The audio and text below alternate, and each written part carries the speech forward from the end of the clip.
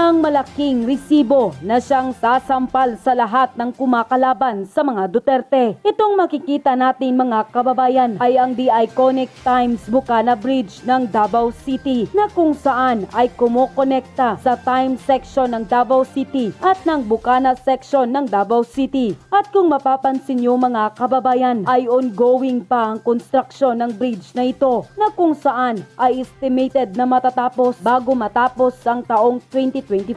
Kaya napakalaking tulong ito sa mga Davaoenos. Isa rin itong patunay na nagagastos talaga ng maayos ang mga buwis na binabayad nating mga Pilipino. Lalo't lalo na at makakita tayo ng ganitong mga malalaking proyekto gaya nung nakaraang administrasyon na ang daming proyekto at tulay na natapos. Di gaya daw ngayon sa kasalukuyang administrasyon na ayon sa ilan ang tapos lang ay kung papaano mapabagsak ang mga Duterte. Kaya't napakaswerte ng mga Pilipinong nakatira sa Davao City dahil mayroon silang Duterte na kung may bilyon-bilyon silang nakuha, matatago ba nila sa bahay yan? Ilalagay talaga nila sa bangko yan. So paano nila ma-explain kung ikay public official na ang yaman-yaman mo na? No? Yung mga kasamahan ko sa PACC, especially nung sa chairmanship ni Chairman Guerrero, nung last 5 months namin, talagang we tried our best na sabi namin para walang pabaon yung mga opisyal ni PRRD. Talagang i-remind natin sila na pinagbilin ni PRRD na habulin ang korupsyon up to the last day niya. Opo. So ginawa namin. Opo. Sir, do you believe na ito pong issues of flood control is a political scandal? It is not only a political scandal, it is an economic scandal, it is a national scandal. It is, talaga, nakakahiya, no? But again, isa lang ito sa talagang systemic problem sa DPWH infrastructure. And DPWH is just one of them. We have to review the Bureau of Customs. We have to review the Bureau of Internal Revenue. Yung lahat ng mga opisina na sa tingin natin delikado sa issue ng korupsyon. We have to review anong ginagawa ng COA. Kung yung mga projects na to ay inano ng COA, inaprubahan o nagbulag-bulagan sila, yung mga auditors natin are also liable. Dapat sa mga infrastructure projects, meron tayong tinatawag engineer auditors. Kasi hindi naman yan maintindihan ng ordinary COA employee. At sila, baka hindi naman sila pupunta sa field. Titingnan lang nila yung papel. Pag sinabi doon ng DPWH, complete. Pag sinabi ng contractor, complete. Sasabihin ng taga-COA, complete. Kasi hindi naman siya nag-field inspection. So dapat yung proseso, tanungin yung COA, did you actually go to the field? Kasi last line of defense ang COA.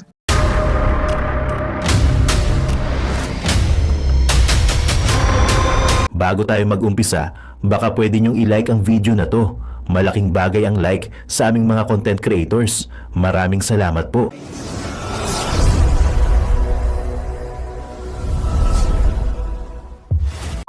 Ito sa ngayon talagang, di ba may umamin nga ghost project? So talagang sa tingin ko malala ngayon. But it's not only flood control. Opo. Sabi ko nga, systemic ito. Opo. We're talking infrastructure projects ng gobyerno. And flood control is just one of them. Yun lang, sa ngayon, nakita natin na lumalala ang mga pagbabaha, walang solusyon. Very clear kung makita natin yung sa embankments, kung walang mga kabilya, tignan natin, did the DPWH make a project na walang kabilya yung ilalagay dyan sa side ng river? Pag ganon, ibig sabihin at the very least, negligent ang DPWH, no, for having a faulty design. Pero yung mas malala, kung yung sa disenyo, kasama sa konkreto, yung mga kabilya, at yung contractor, pag implement nito, hindi niya nilagyan ng kabilya, yan yung tinatawag nating meron talagang conspiracy dahil sa report ng DPWH ilalagay nila completed. Opo. Ibig sabihin hindi nila na-inspection o kung na-inspection man nila, nagbulag-bulagan sila. Nakitang mga depektibong, mga flood control projects, meron pang iba, ghost projects talaga. Yung possible na kakasuhan o i-blame o sisihin sa likod ng mga sirang ghost project ay mga flood control projects na yan, yung ba yung mga opisyal ng DPWH at yung mga contractor? Dawit ho ba yung mga opisyal dito ng gobyerno tulad na po ng DPWH? Yan po ba yung mga personahe na possible na kakasuhan kapag nakitang ito sirang flood control projects ito? Sila ang hahabulin.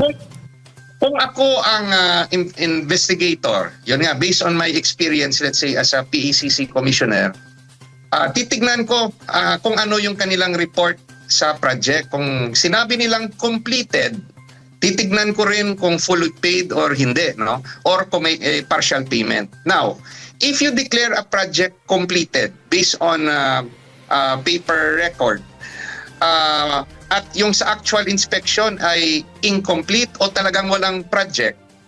So, pag walang project, that's a ghost project. Pag incomplete, that is an incomplete project na finally pay mo. Once you fully pay an incomplete or ghost project, may violation na yan sa anti-graft law, no? Because it has already prejudiced government. So sino mananagot dyan? Contractor, yung mga lahat na nakapirma sa report na DPWH, kasama na rin yung COA, Commission on Audit, kung wala siyang findings dito. Because sa project, dapat inimbestigahan rin yan ng COA. Kung binigyan ng COA clearance yan, o kung hindi naman nag-imbestiga ang COA, liable rin yung COA for inaction sa kanyang trabaho na dapat i-audit yung project. Kung in-approve ng COA na okay yung paper report, liable rin siya, nakakonsyaba siya as a conspirator. So dyan ko uumpisahan ang investigasyon. Now, kung walang magsasalita na sangkot ang congressman, kasi wala namang resibo yung mga yan hindi naman, kung tatanggap ng pera yung mambabatas o yung let's say local officials, yung tanong ko, nagpapapirma ba sila? Wala naman. Kung walang magtetestigo laban sa mga mambabatas o laban sa mga tiwaling let's say local officials, lusot sila. Opo, at bago ko lang ipasa kay partner MJ, attorney, ang Kongreso, particular ang Kamara po, ay iimbestigahan nga itong maanomalang flood control. Sa tingin ho ba ninyo ay walang conflict of interest po doon, lalo't sila po, ilan po sa kanila ang inaakusahang involved nga o kasabwat sa mga contractors na nakatanggap po ng bilyong-bilyong pondo sa flood control projects? Just like the Senate, yung mga senador dyan, itanong rin natin, wala ba silang connection regarding infrastructure project o insertions? So, pwede rin ibato kasi ng House of Representatives. Kayo sa Senado, nag-iimbestiga kayo.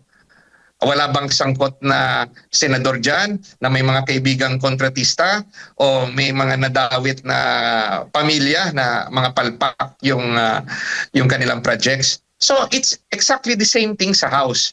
Yung titignan lang natin kung paano sila gagalaw sa investigasyon. Kung gagamitin ng House yung opportunity to clean itself, edi maganda. Pero kung gagamitin nila na i-absolve yung kanilang sarili, hindi naman sila ma-absolve kasi may investigasyon naman ang Senado at sa tingin ko, mag-iimbestiga na rin ang Malacanang, ang DPWH, mag-iimbestiga rin ang Ombudsman dahil sa laki ng nadiscovering problema dito sa flood control projects. But again, what I am saying, wag nating limitahan sa flood control projects ang investigasyon.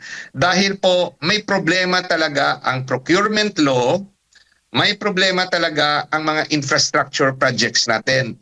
Ngayon, uso lang ang flood control project kasi nababaha na ang mga kabayanan natin, lalo na dyan sa Maynila, tuwing may ulan, no? So nakikita natin, but kayo ba hindi ba natin nakikita yung sa infrastructure projects ng mga daan, maganda pa yung daan, sinisira at gagawa na naman ulit. At nung change of administration, hindi sira, sisirain na naman. Yung cat's eye, no? Yung mga reflectorals o solar panel na nakalagay sa gitna, no? Na umiilaw tuwing gabi. Pag sinira mo yung daan, pati yan, tinatanggal. Yung tanong ko, binabalik ba yan o tinatapon? Kung hindi pa naman sira at yung practice ng gobyerno tinatapon, that's a waste of people's money. Dapat matigil yung ganyang practice. Dapat, kung hindi pa sira, gamitin ulit, i-recycle. Pero ano ba yung patakaran ng DPWH? Itong mga bagay na to, yan ang dapat imbestigahan. Yung solar lights, pag nasira ba yung solar lights, pinapalitan lang ng bumbilya, ng bulb, o talagang papalitan ng buong solar lamp, pati yung nag-hold ng bumbilya. That's why there should be a thorough review, no, of the DPWH process. Nung miyembro pa ako ng PACC, alam yan ng mga kasama ko, I wanted to review the procurement law. I wanted a review to the DPWH practices. Nakulangan lang po ako ng oras kasi pumasok ako 5 months to go, pababa na si dating Pangulong Duterte. So these are systemic problems na paulit-ulit. Opo. Attorney Mayong Aga, si MJ po ito. Sir, nabanggit po ninyo kanina na magkakaroon sana kayo ng turnover, no, ng resulta ng mga galaw ng PACC sa kasalukuyang administrasyon, pero naubutan nga kayo ng pagkalusaw, no, ng PACC under Executive Order number 1. Pero doon po sa report na inyo po sanang i-turnover sa Marcos Jr. government, kabilang po ba itong mga issue ng mga kontraktor na pinangalanan ng Pangulo ngayon sa na naka-reflect po sa inyong mga dating investigasyon kaugnay sa flood control at iba pa po na mga infra projects ng pamahalaan? Let's just say infra projects is one of the problem. Marami pong problema kahit nung mga panahon natin sa Duterte administration. Marami po. Kaso, yung experience ko nga sa gobyerno ay natatakpan ito ng mga bagong problema na naman, na mas sikat. So yung luma, nababaliwala, yung investigasyon na titigil, yung investigasyon ay nalulusaw, yung iba, umaakyat. Marami kaming nirecommend na kaso sa ombudsman, hindi na namin alam kung ano nangyari sa mga kasong yun. Kasi nga, na-abolish yung PACC, walang continuity. Kung yung records namin ay kinuha ng opisina ng executive secretary, I think it was the deputy executive secretary, no, na assigned based on that executive order who should conduct the investigation. Hindi rin nakin alam personally kung ano na nangyari sa mga investigasyon na pending, o yung may mga investigasyon kami na may recommendations na.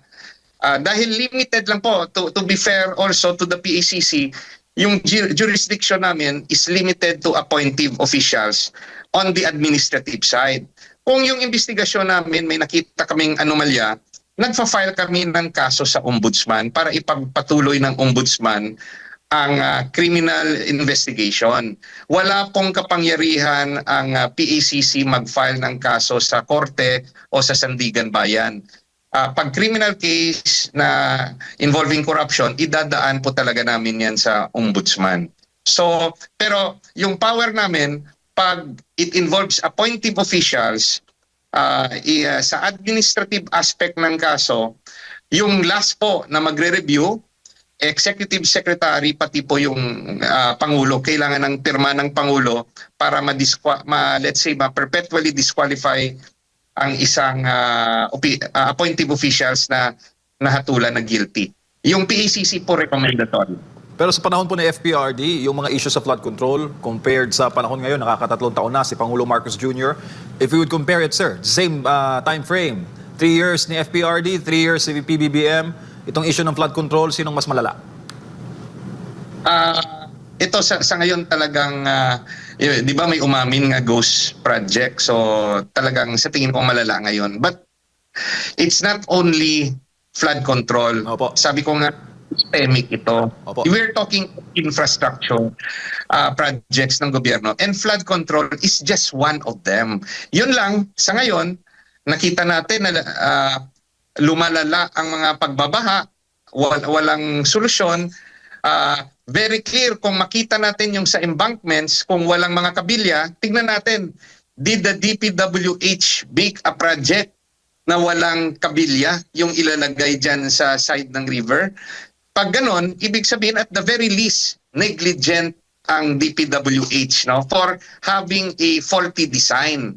Pero yung mas malala, kung yung sa disenyo, kasama sa konkreto yung mga kabilya, at yung contractor, pag implement nito, hindi niya nilagyan ng kabilya, yan yung tinatawag nating meron talagang conspiracy, dahil sa report ng DPWH ilalagay nila completed. Opo. Ibig sabihin hindi nila na-inspection, o kung na-inspection man nila, nagbulag-bulagan sila. Opo. Sir, gaano kahalaga na ang isang lider ng isang bansa ay nagsiset po ng tono, no, sa laban kontra korupsyon at the very first day of his office as the chief executive?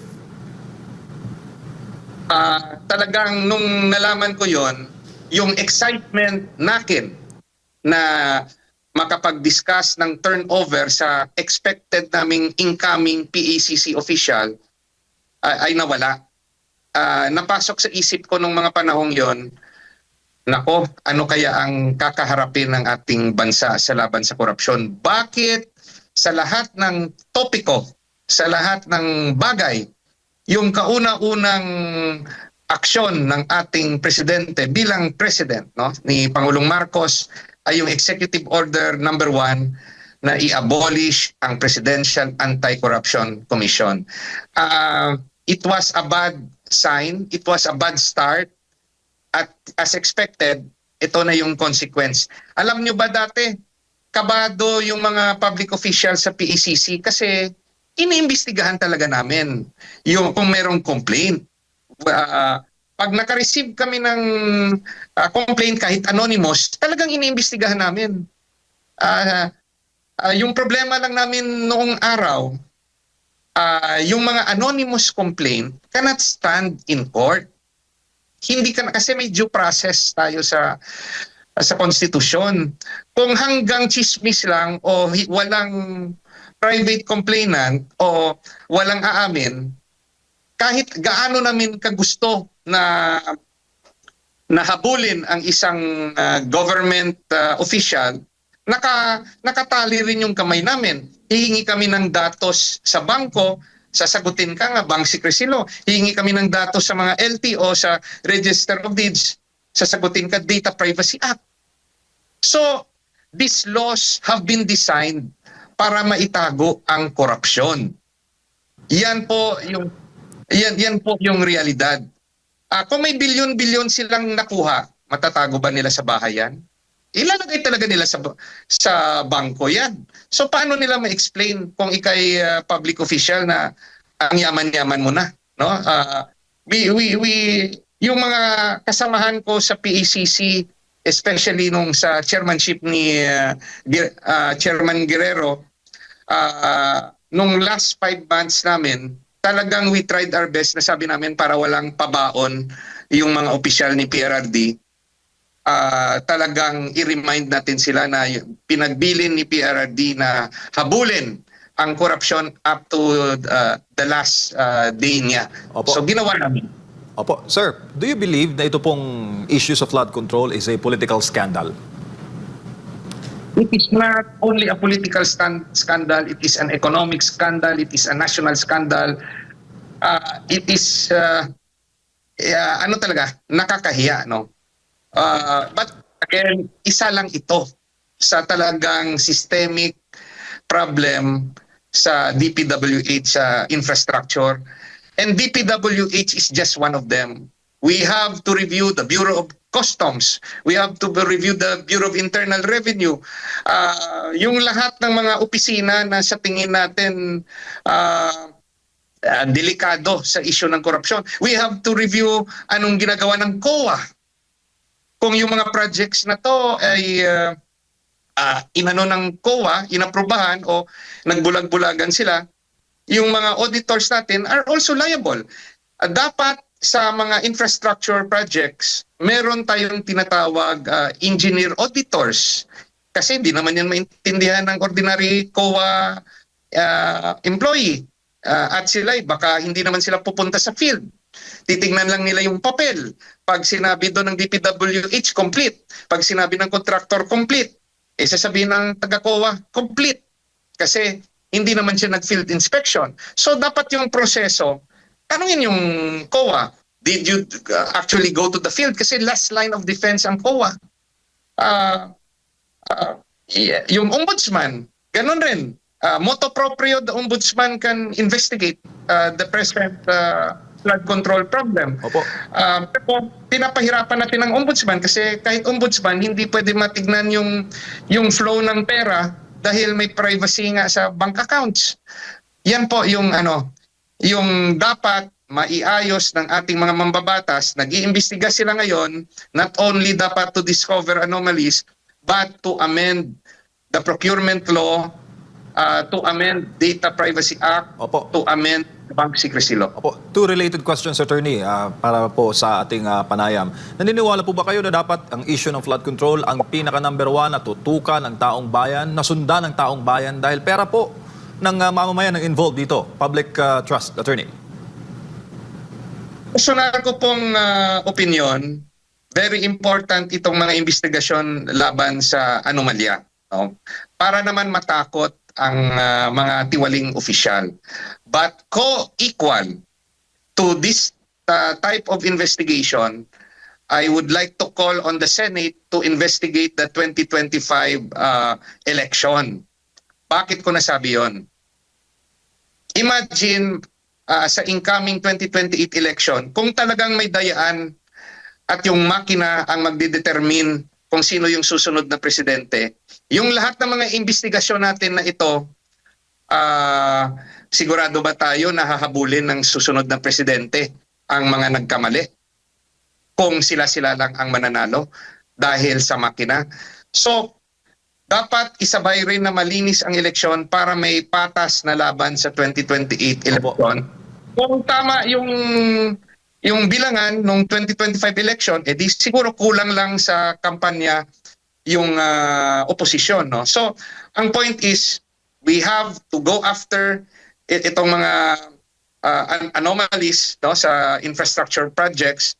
At the same time, we have to ensure that the incoming 2028 presidential election ay patas at walang daya.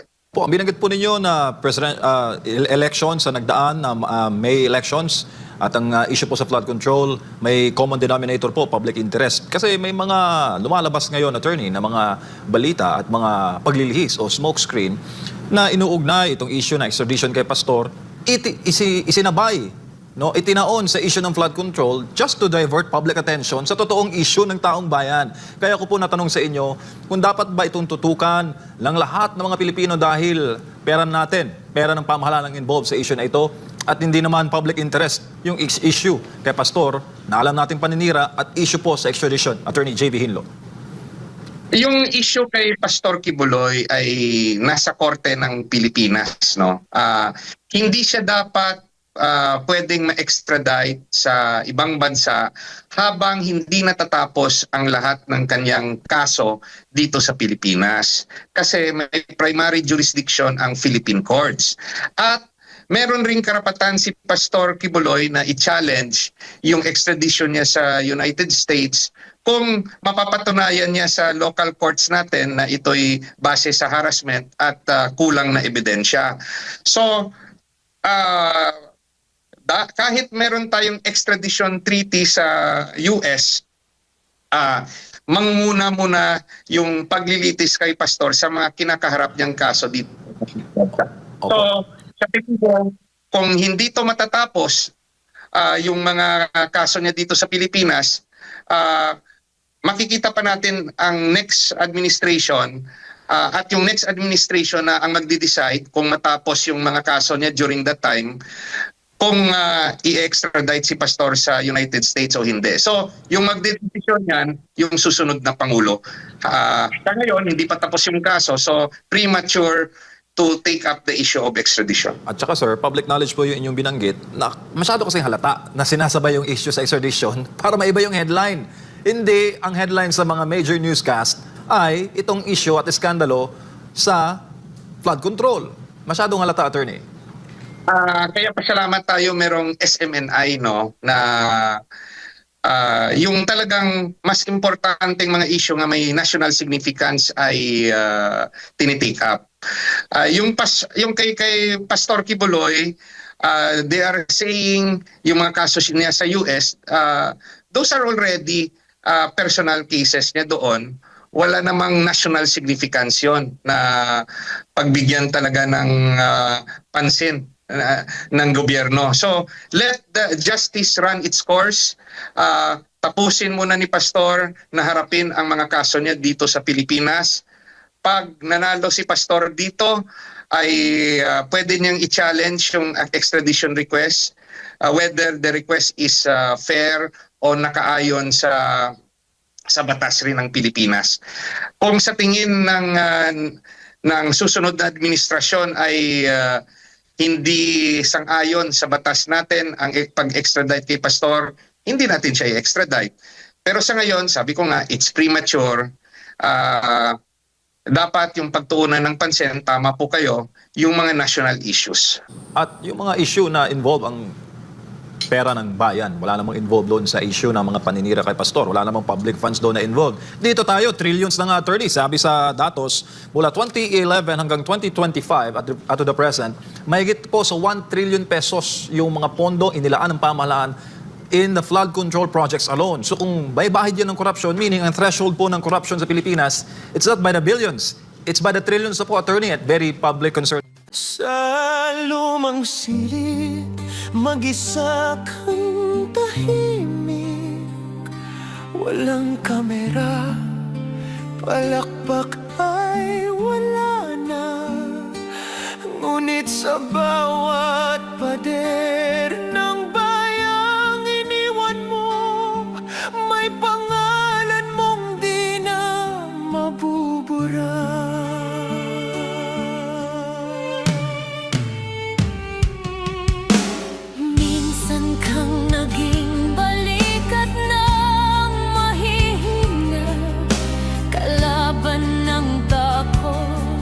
Kakampi ng masa, di mo man laging nasabi ang tama.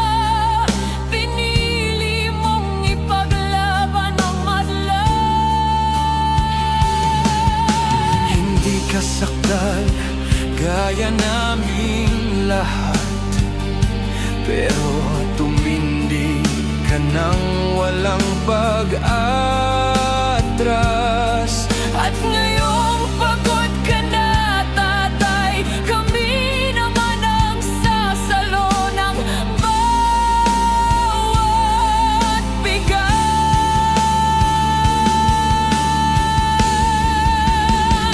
Hanggang sa dulo, ikaw ay mahal. Kahit papagod na ang iyong katawan. Tatay, salamat sa iyong paglaban. Ngayon, kami naman Hanggang sa dulo, di ka namin iiwan. Ang kwento mo'y dala ng bayan.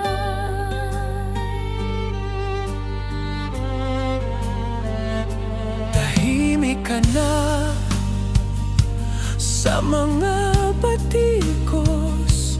Wala nang tugon, wala nang galit, pero sa mata ng mga maralita, naroon pa rin ang tapat mong alaala. Marami mang di nakaintindi,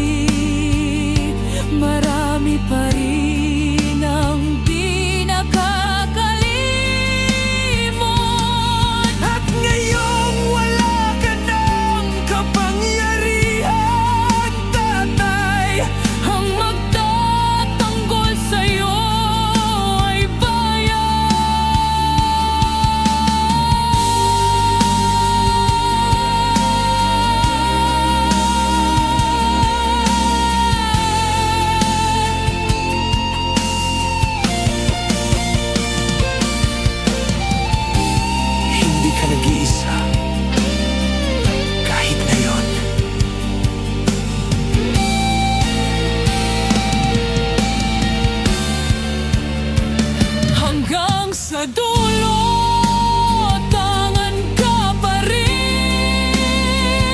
sa puso ng batang minsan mong pinakain. Hanggang sa dulo, di ka nag-iisa. Ang dasal ng bayan ay sa'yo pa rin. Katay kami naman ang lalaban sa ngalan mo, sa alaala mo. Hanggang sa dulo. Dalangin ka ng puso ng masa.